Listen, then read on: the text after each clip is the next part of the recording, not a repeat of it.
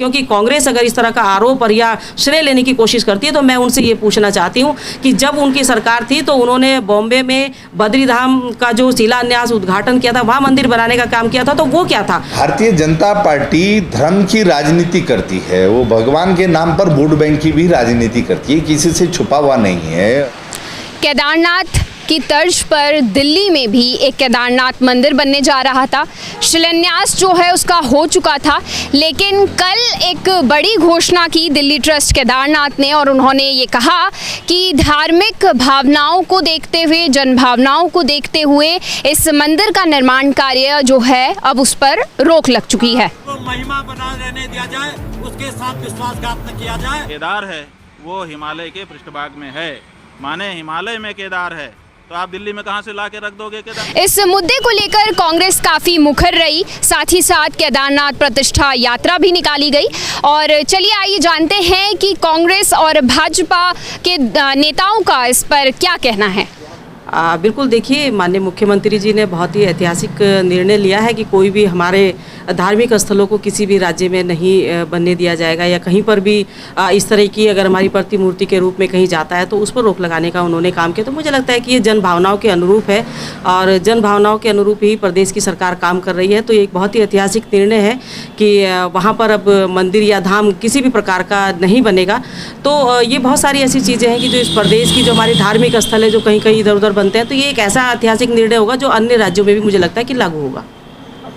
दिल्ली के बोराड़ी में केदारनाथ धाम ट्रस्ट बनाया गया और विधिवत केदारनाथ मंदिर का जो प्रतीकात्मक मंदिर बनाने का वहाँ पर जो कार्य शुरू किया गया, उसका शिलान्यास स्वयं प्रदेश के मुख्यमंत्री ने वरिष्ठ विधायकों की उपस्थिति में किया। इससे पूरे प्रदेश में और सनातन प्रेमियों में आक्रोश था। धर्माचार्यों ने और परम पूजनीय आदरणीय शंकराचार्य जी ने भी इसका विरोध किया और कांग्रेस के प्रदेश अध्यक्ष करण महाराज जी के नेतृत्व में कांग्रेस पार्टी ने हरिद्वार से केदारनाथ प्रतिष्ठा रक्षा यात्रा निकाली और उसी का प्रभाव है कि ये निर्णय आज वापस लिया गया है। लेकिन जो प्रतिष्ठा केदारनाथ धाम की धूमिल करने की कोशिश हुई है, जो धार्मिक मान्यताओं से छेड़छाड़ का प्रयास हुआ है और बिना धर्माचार्यों और शंकराचार्य जी को विश्वास में लेकर के इतना बड़ा कदम कैसे उठाया गया, बाबा केदारनाथ इसके लिए इन लोगों को माफ़ नहीं करने वाले हैं। ये अक्षम्य अपराध है और कई बड़े सवाल हैं जिनके अभी तक उत्तर नहीं मिले हैं कि जो चंदा केदारनाथ धाम मंदिर ट्रस्ट दिल्ली ने इकट्ठा किया है, क्या वो केदारनाथ मंदिर समिति को लौटाया जाएगा? जो केदारनाथ धाम से शिला दिल्ली में ले जाई गई है, वो शिला वापस कब आएगी? और जो ज़मीन वहाँ पर बोराड़ी में है जिस पे ये ट्रस्ट बन रहा है, वो ज़मीन बद्रीनाथ केदारनाथ समिति को सौंपी जाएगी या नहीं सौंपी जाएगी? क्योंकि ये सवाल हैं, इनके जवाब तो सनातन प्रेमियों को मिलने ही चाहिए और निश्चित तौर पर भगवान केदारनाथ जी न्याय करेंगे और ऐसे लोगों को उसका दंड मिलेगा ही मिलेगा जिन्होंने जो है धार्मिक मान्यताओं के साथ, आस्था के साथ छेड़छाड़ की है। अब भले ही जो है विरोध के बाद कदम वापस खींच लिए गए हों, लेकिन अपराध तो अपराध।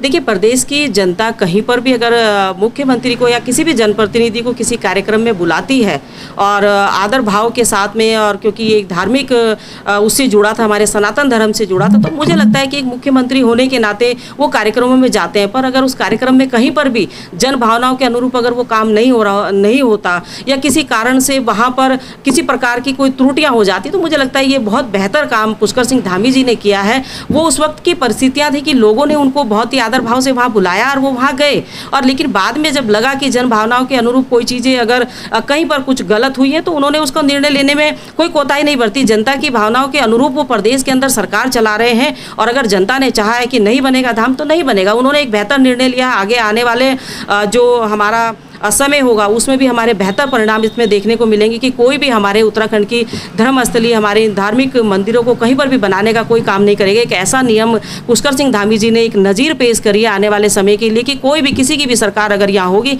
तो वो अब हमारे धामों को कहीं भी ले जाने का काम नहीं करेंगे। और भारतीय जनता पार्टी धर्म की राजनीति करती है, वो भगवान के नाम पर वोट बैंक की भी राजनीति करती है, किसी से छुपा हुआ नहीं है। क्योंकि कांग्रेस अगर इस तरह का आरोप और या श्रेय लेने की कोशिश करती है तो मैं उनसे ये पूछना चाहती बताती हूँ कि जब उनकी सरकार थी तो उन्होंने बॉम्बे में बद्री धाम का जो शिलान्यास उद्घाटन किया था, वहाँ मंदिर बनाने का काम किया था, तो वो क्या था। और अगर हरीश रावत जी के समय में मुंबई में बद्रीनाथ धाम मंदिर की स्थापना हुई तो तब विपक्ष का धर्म इन्होंने क्यों नहीं निभाया, तब इन्होंने वहाँ पर उसका विरोध क्यों नहीं किया। वैसे आदरणीय हरीश रावत जी इसका जवाब दे चुके हैं कि उन्होंने किसी बद्रीनाथ धाम ट्रस्ट की स्थापना नहीं वहाँ पर की, उन्होंने बद्रीनाथ धाम का मात्र जो है मंदिर वहाँ पर जो श्रद्धालुओं ने बनाया उसका उद्घाटन किया था।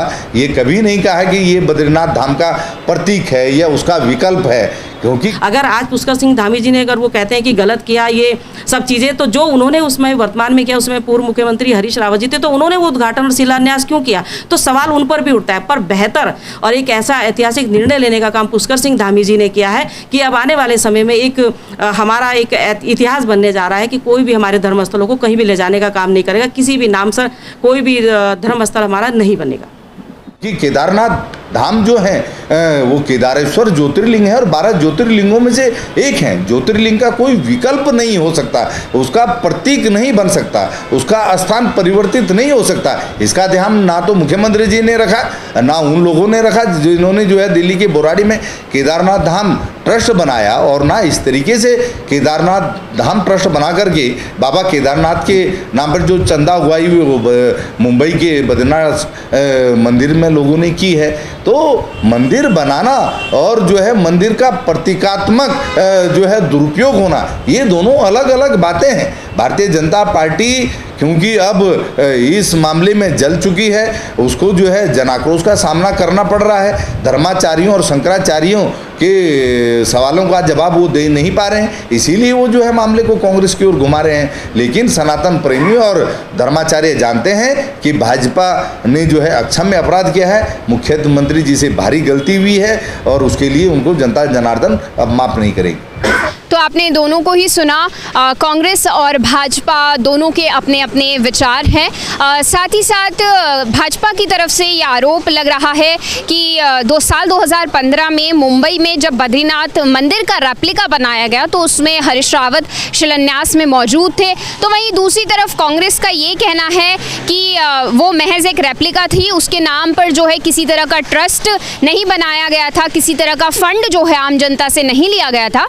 लेकिन जो केदारनाथ मंदिर दिल्ली में बनने जा रहा था उसके लिए बाकायदा एक ट्रस्ट बनता है, एक QR कोड जो है जारी किया जाता है जिसके थ्रू लोगों से केदारनाथ मंदिर के लिए चंदा इकट्ठा किया जाता है।